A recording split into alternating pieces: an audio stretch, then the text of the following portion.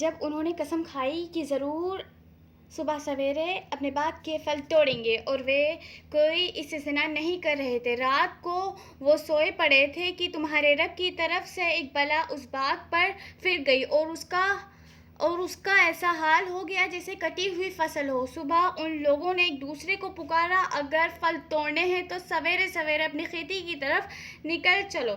چنانچہ وہ چل پڑے اور آپس میں چپکے چپکے کہتے جاتے کہ آج کوئی مسکین تمہارے پاس باغ میں نہ آنے پائے۔ وہ کچھ نہ دینے کا فیصلہ کیے ہوئے صبح سویرے جلدی جلدی اس طرح وہاں گئے جیسے کہ وہ پھل توڑنے پر قادر ہیں، مگر جب باغ کو دیکھا تو کہنے لگے، ہم راستہ بھول گئے ہیں، نہیں بلکہ ہم محروم رہ گئے۔ ان میں سے جو سب سے بہتر آدمی تھا، اس نے کہا، میں نے تم سے کہا نہ تھا کہ تم تسبیح کیوں نہیں کرتے؟ وہ پکار اٹھے، پاک ہے ہمارے رب، واقعی ہم گناہگار تھے۔ پھر ان میں سے ایک دوسرے کو ملامت کرنے لگا۔ آخرکار کو انہوں نے کہا، افسوس ہمارے حال پر، بے شک ہم سرکش ہو گئے تھے، بعید نہیں کہ ہمارا رب ہمیں بدلے میں اس سے بہتر باغ عطا فرمائے۔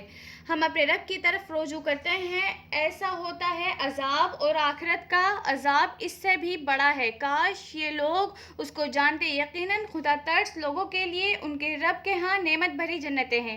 کیا ہم فرما برداروں کا حال مجرموں کا سا کر دیں؟ تم لوگوں کو کیا ہو گیا ہے؟ تم کیسے حکم لگاتے ہو؟ کیا تمہارے پاس کوئی کتاب ہے جس میں تم یہ پڑھتے ہو کہ تمہارے لیے ضروری وہاں وہی کچھ ہے جو تم اپنے لیے پسند کرتے ہو؟ یا پھر کیا تمہارے لیے روز قیامت تک ہم پر کچھ عہد و پیمان ثابت ہیں کہ تمہیں وہی کچھ ملے گا جس کا تم حکم لگاؤ؟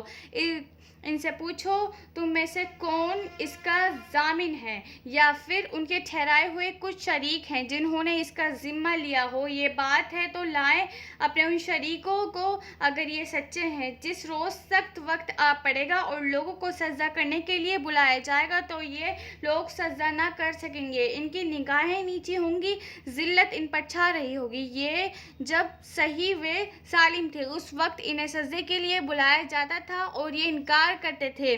پس اے نبی، تم اس کلام کے جھٹلانے والوں کا معاملہ مجھ پر چھوڑ دو، ہم ایسے طریقے سے ان کو بدتریز تباہی کی طرف لے جائیں گے کہ ان کو خبر بھی نہ ہوگی۔ میں ان کی رستی دراز کر رہا ہوں، میری چال بڑی زبردست ہے۔ کیا تم ان سے کوئی اجر طلب کر رہے ہو؟ یہ اس چٹی کے بوجھ تلے دبے جا رہے ہوں؟ کیا ان کے پاس غیب کا علم ہے جسے یہ لکھ رہے ہوں؟ اچھا، اپنے رب کا فیصلہ صادر ہونے تک صبر کرو اور مچھلی والے یونس علیہ السلام کی طرح نہ ہو جاؤ جب اس نے پکارا تھا اور وہ غم سے بھرا ہوا تھا۔ اگر اس کے رب کی مہربانی اس کے شامل حال نہ ہو جاتی تو وہ مذموم ہو کر چٹیل میدان میں پھینک دیا جاتا۔ آخرکار اس کے رب نے اسے برگزیدہ فرما لیا اور اسے صالح بندوں میں شامل کر لیا۔ جب یہ کافر لوگ کلام نصیحت قرآن سنتے ہیں تو تمہیں ایسی نظروں سے دیکھتے ہیں کہ گویا تمہارے قدم اکھاڑ دیں گے، اور کہتے ہیں کہ یہ ضرور دیوانہ ہے، حالانکہ یہ تو سویرے جہان والوں کے لیے ایک نصیحت ہے۔ بے شک